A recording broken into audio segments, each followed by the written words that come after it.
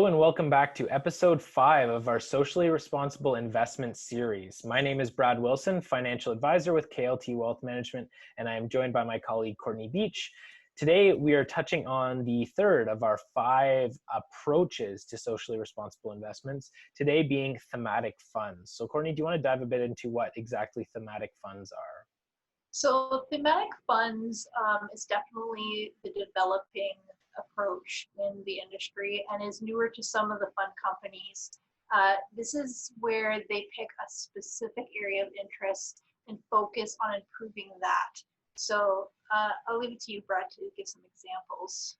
For sure. So thematic funds have been around a while. We've seen it before with tech stocks, healthcare, real estate, infrastructure.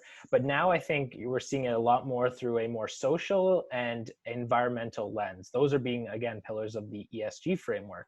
So currently you're seeing some examples like funds surrounded with companies that have women in leadership positions. So women as CEOs of companies or a primarily women board of directors. You may also see a lot more now of green energy. So those are, and renewable energy companies. So those are companies producing the, solar panels or wind farms. And so those sort of companies there, that's what you'll see in those sort of funds. So as Courtney mentioned, the space is really evolving, and we're likely to see a lot more thematic funds come out with that E and that S, so the environmental and the social lenses on it. You could look to more diversity and inclusion funds coming out probably soon, more funds surrounded towards again, I think different versions of kind of fighting climate change and removing pollution or focusing on combating pollution. Companies doing like that, clean water, sanitation.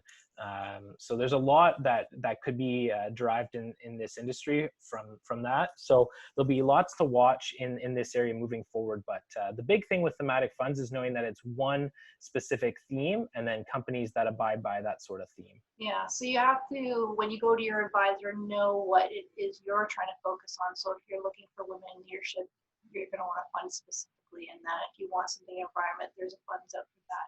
So this is very specific to both the managers and the clients' investment goals. Absolutely. So that wraps up the third approach to SRI. And next episode, we will have the fourth approach, that being impact investing. So thank you so much for tuning in. If you haven't already checked out our first and second approaches to SRI, along with our intro video, make sure to go check those out, and we will see you with next episode.